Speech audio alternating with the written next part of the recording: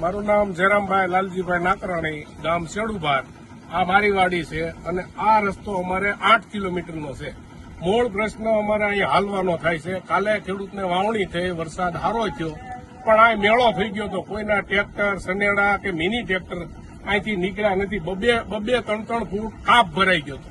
કારણ કે આ નીચાણમાં છે, ઉપરનો રસ્તો છે. કાપ કારણ કે હજી દિવાલોના કામ કાંઈ થયા નથી. એટલે ખેતરોના બધા કાપ આવ્યા ને એ પુલની નીચે જમા થઈ ગયા. એમાં ટ્રેક્ટર કે મિની ટ્રેક્ટર કે સનેડો કે હાલીને નીકળાય એવું નહોતું.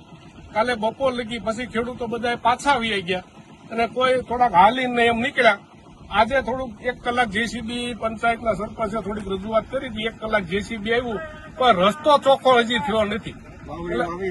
વાવણી હજી કાલે નથી વાવી ગયા. આજે ગમે એમ કરી અને ખેડૂતો મહા મહેનત અહીંથી નીકળી અને ગયા છે. આપે રજૂઆત કરેલી છે રસ્તા બાબતે અગાઉ? મંત્રીશ્રીને, સંસદ સભ્યશ્રીને એને બધાને રજૂઆત કરી છે. ગ્રામ પંચાયતને રજૂઆત કરી છે. આના કોન્ટ્રાક્ટરોને રજૂઆત કરી છે. કોન્ટ્રાક્ટરને કાલે 4 વાર તો અમને ફોન પણ કર્યા હતા કે રસ્તો બંધ છે, આની કઈક વ્યવસ્થા કરો. આ રસ્તો અહીંથી ક્યાં લગી બનાવવા માટે આપે રજૂઆત કરેલી છે? આ રસ્તો શેડુબાર થી જરીખ્યાના પાદર લગી 8.5 કિલોમીટરનો થાય. એનો સીસી કરવા માટે અમે 6 મહિના ઘણી વાર રજૂઆત કરી છે અને ભરતભાઈએ થોડોક અમને પ્રત્યુત્તર સારો આપ્યો છે. પણ કે રસ્તો બહુ મોટો છે, કામ બહુ મોટું થાય ને તમારું થઈ જાય, વાર લાગશે. પણ અમારે તો અત્યારે તો આ પ્રોબ્લેમ છે. એની હાટુથી તો અમે રજૂઆત કરતા હતા કે આને કાંઈક પાકો કરો તો આ 7.5 કિલોમીટર શેડુબારનો મોટામાં મોટી સીમ છે. 2500 વીઘા જેવી લગભગ સીમ હશે અને રસ્તો 30 થી 35 ફૂટ દરિખ્યા લગી પહોળો છે. જે આજથી વર્ષો પહેલા અહીંયા એસટી બસ પણ હાલતી. ગૌડિયા કહેતા કે બસ હાલતી. આ ભાઈ છે કનુભાઈ સાકરિયા, ઈ કે છે કે મેં પણ અહીંયા બસ જોયેલી. એટલે મૂળ મુદ્દાની વાળા આજે ગરખિયા વાળો રસ્તો છે. અહીંયા ખેડૂત 2 દિવસ હેરાન થાય છે.